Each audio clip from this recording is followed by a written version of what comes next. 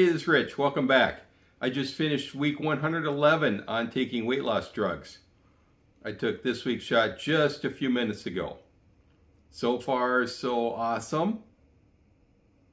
Now, if you've seen anything in my channel, you saw last week that I reached another momentous milestone of losing 150 pounds.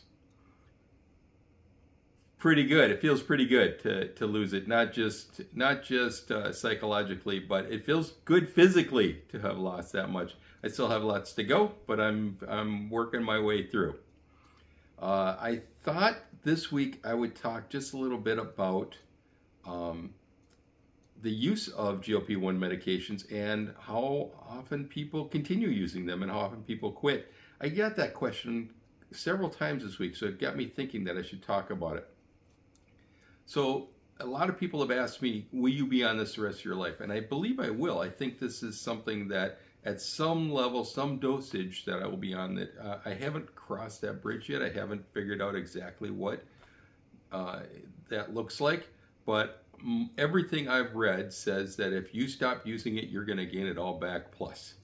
That within the first 6 months, you're going to gain back 85%. Within the first year, you're going to gain back 100%. And after that, you're going to have gained back more.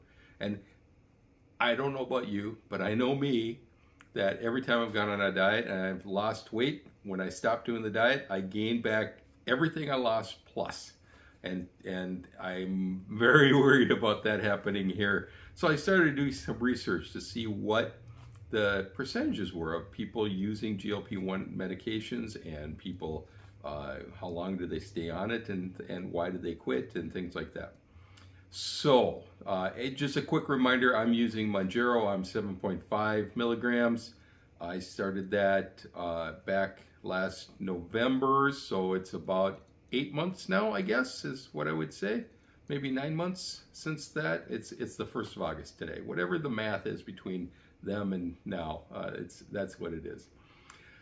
So I've been on it more than 2 years. I just don't see willingly quit. There might be some reasons why that has to happen, but yeah, we'll talk about that in a minute. I hope I don't fall into one of the categories of why people leave, stop taking the medication, but we'll see. So, as far as I could figure out, when they started having measurable data, so they had enough people to start measuring to see how many people were using it. Back in 2015, they had about 1% of the people using GLP-1 medications. Now, this is in the United States and Canada. This is for non-diabetics purposes, for weight loss purposes, so about 1%. By 2021, that had doubled to about 2% of the population was taking GLP-1 medications. And by 2024, it had increased to 10%. So you can see it's really ratcheting up fast.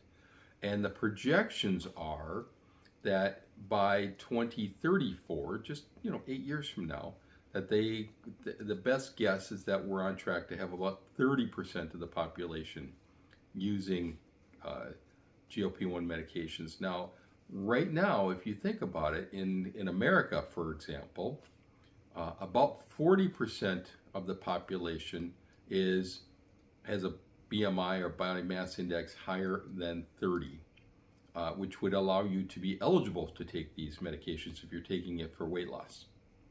So, we're fast approaching in just a few short years, reaching the point where the percentage of people taking it and the percentage of people eligible are getting very, very close.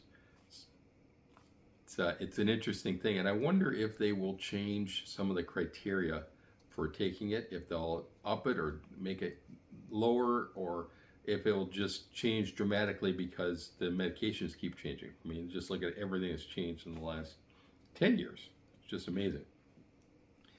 So I went on to look to see, okay, of these people, of everybody who's ever tried it, what's the length of time that they stay on the medication? Do they stay on it the rest of their lives? Have they, do we have most people still using it? Did most people quit? What happened? It was shocking. It was shocking what I saw. So 14% of the people didn't last a month. They didn't last, one little box of the injectables. I hope they didn't buy a 3-month supply. I hope they only got 1 month supply. I wonder, there are reasons why people quit, and I'm sure, and we'll talk about that in just a minute. But 1 month seems pretty small, so my guess is that they didn't tolerate it, is my best guess. But I don't have those specific numbers. If you look at up to 1 year, that adds on another 28% of the users. So 14% plus 28%. It's not combined. Another 28% of the people that ever tried this medication used it for up to a year, but then quit. Between 1 and 5 years, about 29% additional quit.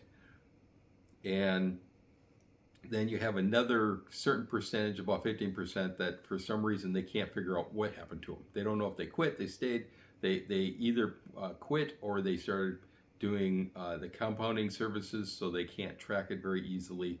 But all of that adds up to about 88% of the people that either they have quit within 1 month, 1 year, up to 5 years, or we're not quite certain what they're doing anymore. That's 88% of the people. 12% of the people are still using it. That's a pretty small number when you think about it. So even if you add in we don't know what happened to them, and they maybe go to the compounding or somehow they're not falling in, that's still only about a quarter, right? It's a little more than a quarter, 25% of the people. That's pretty small, and I'm kind of curious of the impact on that. And I bet I would have been classified as one of those people if I had just given up back when I stalled for all those months last year. So I wonder if other people have run into that, and if they would have just stuck with it, they would have lost more weight, and they would have continued to use it. I don't know. It's I know it's an expense, and so if you're not losing weight, and like me, I just figured I have no other choice, right? I have to lose weight, and I just have to get this, or I'm not going to be around much longer, right? And then you just have to know that you look around, and I know when I went to one of my parents, and they were in the hospital to have surgery, and we went in the pre-op room, and I looked around, and it was a pre-op room where it's just a big room, beds circling, no curtains or anything like that. Everybody's just there, and it was my parent who had fallen and broken a hip. Everybody else was fat guy, fat guy, fat guy, fat guy, fat guy, fat guy, fat guy, and it was like, oh my, it was striking. And there was 15 people there, and 14 of them were fat guys, and I thought, this is my future, right? This is where I'm going to be. Is that for whatever reason, I'm going to have something, I'm going to catch something, I'm going to have either physically, I'm going to have a knee replacement, or cancer, or whatever it is. I thought, that's my future. I need to take care of it. So the question is why do people quit? And you can see in this chart here that 45% of the people say they can't physically tolerate it. It's the gastrointestinal issues, things like that. They just don't feel good on it.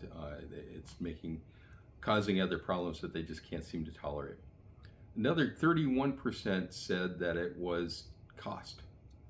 And hopefully with the cost coming down, and hopefully with the costs that will continue to come down as more and more drugs come out, that will resolve itself a little bit, hopefully. And also, by the way, with Medicare starting to pay for it, that'll be interesting too, to see what happens. And then finally, another 24% said that either they reach target weight or they stop. Anyhow, that's not why you came. You came to hear some really good jokes. I'm so sorry.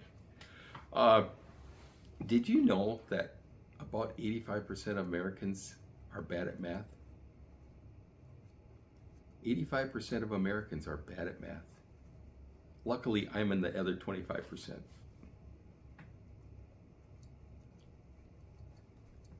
Little behind the scenes fact is that I told the joke completely wrong last week and didn't catch it. And when I was doing the final edit for uploading this monstrosity of a video last week that was 25 minutes long or whatever, it was really long. I had to cut it out because I couldn't save it. I couldn't figure out how to fix it. So, yeah. I always tell people that I have an inferiority complex. but it's not a very good one. I have an inferiority complex, but it's not a good one. You're right. I can hear people slapping their foreheads right now. All right, how did I do this week? This week I had an okay week. I was very concerned that I was going to gain weight back. You know, you get to a point where you work really hard and you kind of slide back, and I'm at 0. I did not gain or lose anything this week. I'm very happy with that. I will take that every day. So I'm still 63 pounds down on Mounjaro, a total of 150 pounds for the total time. We'll see you next week.